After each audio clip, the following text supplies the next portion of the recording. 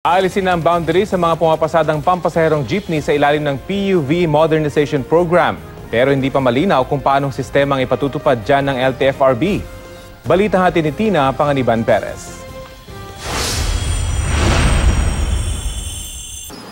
Mula alas 5 ng umaga hanggang alas 9 ng gabi, namamasada ng jeep si Mang Resito.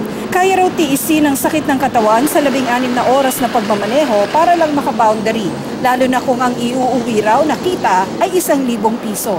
Pero sa ilalim ng ipatutupad na Public Utility Vehicle Modernization Program ng Department of Transportation, ang sistema ng boundary tatapusin na.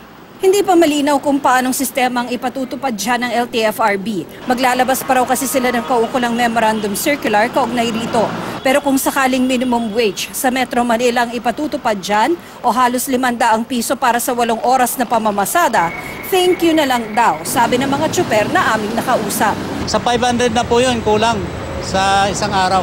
Kung wala pa kami boundary, maabot na kami ng 8 hours sa daan. Parang talo yata kami. Kung ang habol ng LTFRB na para maiwasan yung aksidente dahil nakapix yung salary, wala bang hinahabol yung mga driver na kuta na ibibigay sa operator? Aminado ang presidente ng Pasang Mazda na bababa nga ang kita ng mga driver sa pamamasada. Pero may mabuti rin daw itong may dudulot. Ang ating mga driver talaga maapektuhan sa kita. Pero yun namang haba ng panahon ipapahinga nila.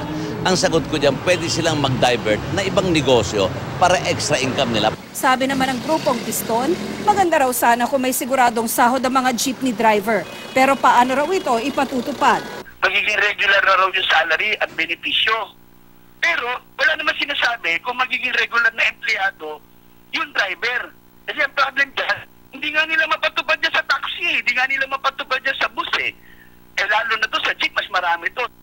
Maraming tanong ang mga jeepney driver tungkol sa plano ng LTFRB na magtakda ng fixed salary para sa kanila at umaasa ang mga namamasada na masasagot ang kanilang mga tanong sa ilalabas na guidelines ng ahensya. Tina Panganiban Perez, GMA News.